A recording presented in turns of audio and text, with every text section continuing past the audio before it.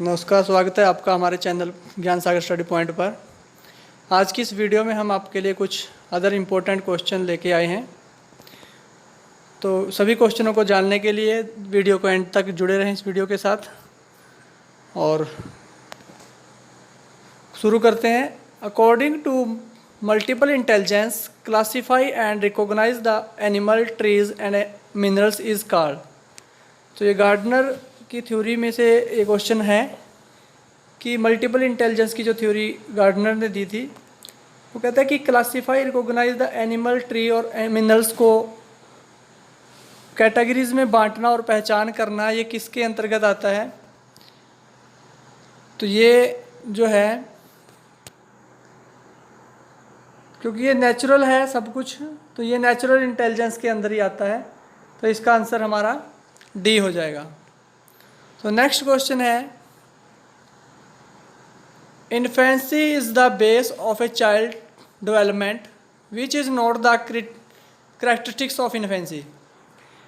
कि कोई भी बचपन की जो बाल्यावस्था की जो डेवलपमेंट की शुरुआत है वो इन्फेंसी से होती है, शिशुअवस्था से होती है। तो ऐसी कौन सी करेक्टरिस्टिक्स है जो उसमें नहीं आती।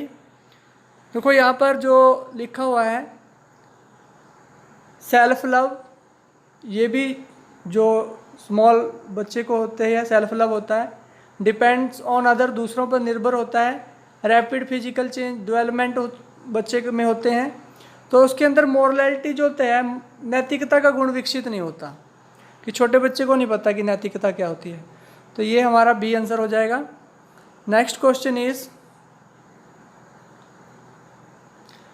Who says that I will make a child whatever you want to make him. कि किसने कहा कि जब आप किसी भी बच्चे को मुझे दो, मैं उसको वैसा ही बना दूंगा जैसा आप उसको बनाना चाहते हो। तो ये काफ़ी मशहूर डेफिनेशन है, इम्पोर्टेंट भी है। तो वाटसन ने ये बात कही थी कि आप मुझे किसी भी तरह के किसी भी ग्रुप के बच्चे दे दो, आप जैसा चाहोगे मैं उनको वैसा ही बना दूंगा। तो ये हमारा बी आंसर हो जाएगा। तो नेक्स्ट क्वेश्चन इज,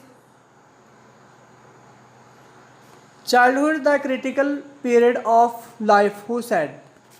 कि बचपन को, बाल्यावस्था को किसने जीवन का अनोखा काल कहा है। तो ये जो डेफिनेशन है,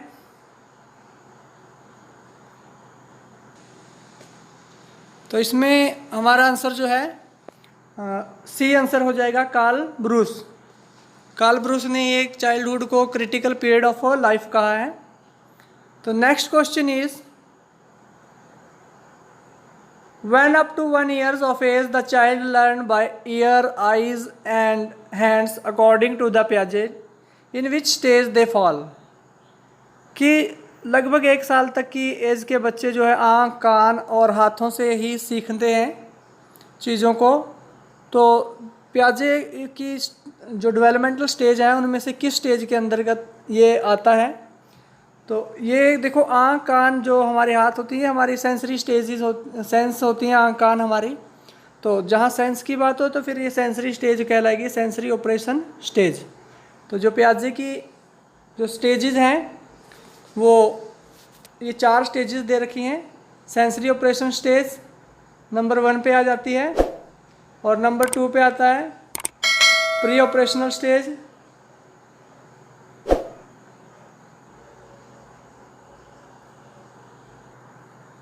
थर्ड स्टेज जो है कंक्रीट ऑपरेशन स्टेज है, और फोर्थ स्टेज जो है फॉर्मल ऑपरेशन स्टेज है। तो ये इन चारों स्टेजों का आप जो सीक्वेंस है वो भी देख लीजिए। First sensory operation stage, second pre operational stage, third है कंक्रीट ऑपरेशनल स्टेज, और फोर्थ है formal operational stage.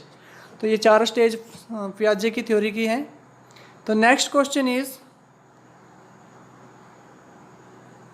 Education should be provided to children with special disabilities.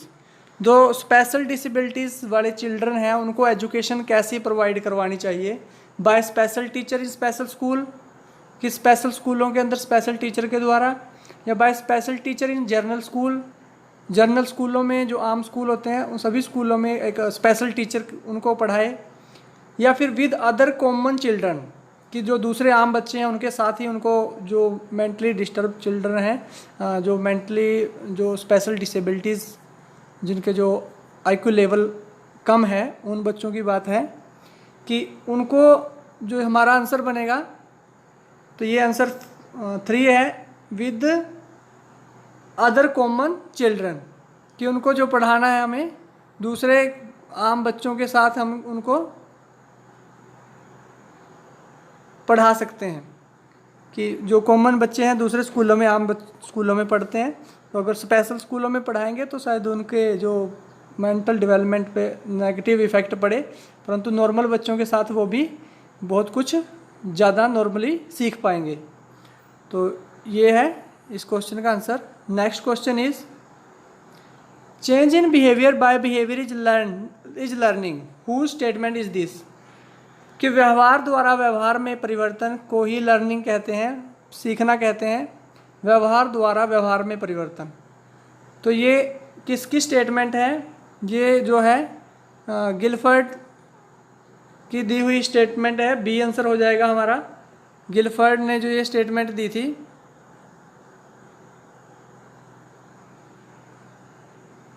तो ये बी आंसर है, गिलफर्ड की दी हुई स्टेटमेंट है। Next question is memory is the direct use of learned object, this statement was given by. Memory is the direct use of learned object, कि सीखी गई वस्तु का सीधा उपयोग ही मेमोरी कहलाता है। ये किसने कहा है? ये डेफिनेशन जो है, ये एक मैकडूगल ने जो ये डेफिनेशन दी थी। नंबर 1 हमारा ए आंसर सही हो जाएगा, मैकडूगल्स। तो ये इन्होंने बताया था। तो next question is a girl of short height want to look tall wearing high heels, which defence mechanism is she using? कि कोई लड़की है जो जिसकी हाइट कम है और वह क्या करती है, हाई हील्स, ऊंची एडी के जो हील्स पहन लेती है, तो उसके बाद वो कौन सा डिफेंस मैकेनिज्म यूज़ कर रही है? तो डिफेंस मैकेनिज्म इसका आंसर आ जाएगा हमारा कंपनसेशन। कंपनसेशन का मतलब होता है क्षतिपूर्ति, क्योंकि उसमें कि तो हाइट उसकी कम है, अपनी हाइट को जो क्षति है उसको पूरा करने के लिए कंपनसेशन जो है वो, इसलिए वो हील पहन रही है ताकि उसकी जो हाइट है वो बढ़ जाए। तो कंपनसेशन होता है क्षतिपूर्ति, क्षति को पूरा करने के लिए वो हील पहन रही है। Next question is condition of learning book written by. तो कंडीशन ऑफ लर्निंग बुक है वो किसने लिखी है? वो क्वेश्चन, ये इसका आंसर बी हो जाएगा, गेने। गेने ने जो है कंडीशन ऑफ लर्निंग बुक जो है वो लिखी है। तो बी आंसर सही हो जाएगा, गेने। तो इस वीडियो में आज के लिए इतना ही। ये 10 क्वेश्चन थे, आपके कितने ठीक हुए तो आप हमें कमेंट करके बताएं। तो मिलते हैं नेक्स्ट वीडियो में कुछ नए टॉपिक के साथ। चैनल पर न्यू हो तो चैनल को सब्सक्राइब कर लें और बेल आइकन को दबा लें ताकि आपको हमारी वीडियोज़ की नोटिफिकेशन मिलती रहे। और वीडियो अपने नियर डियर्स को शेयर करें। मिलते हैं नेक्स्ट वीडियो में। Have a good day.